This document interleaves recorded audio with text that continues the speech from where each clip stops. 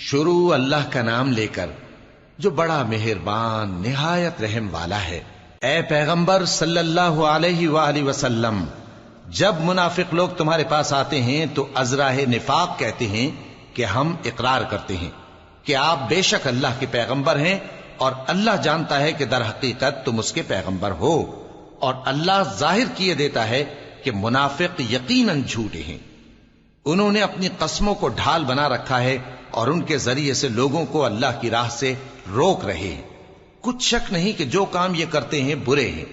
یہ اس لیے کہ یہ پہلے تو ایمان لائے پھر کافر ہو گئے،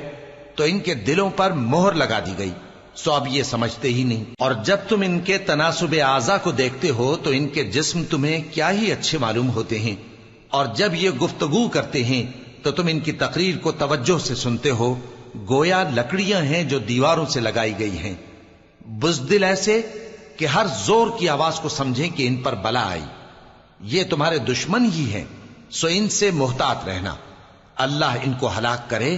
یہ کہاں بہکے پھرتے ہیں۔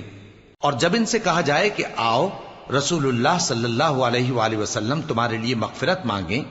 تو سر ہلا دیتے ہیں، اور تم ان کو دیکھو کہ تکبر کرتے ہوئے رکے ہی رہتے ہیں۔ تم ان کے لیے مغفرت مانگو یا نہ مانگو، ان کے آگے برابر ہے، اللہ ان کو ہرگز نہ بخشے گا، بے شک اللہ نافرمان لوگوں کو ہدایت نہیں دیا کرتا۔ یہی ہیں جو کہتے ہیں کہ جو لوگ رسول اللہ صلی اللہ علیہ وآلہ وسلم کے پاس ہیں ان پر کچھ خرچ نہ کرو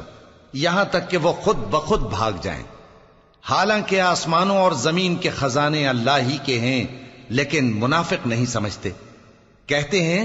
کہ اگر ہم لوٹ کر مدینے پہنچے تو عزت والے ذلیل لوگوں کو وہاں سے نکال باہر کریں گے،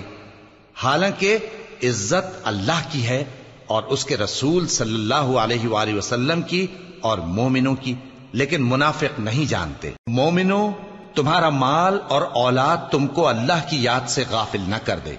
اور جو ایسا کرے گا تو وہ لوگ خسارہ پانے والے ہیں۔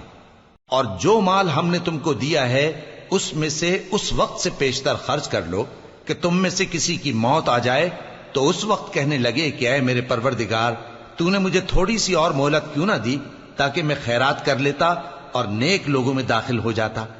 اور جب کسی کی موت آ جاتی ہے تو اللہ اس کو ہرگز مہلت نہیں دیتا، اور جو کچھ تم کرتے ہو اللہ اس سے خبردار ہے۔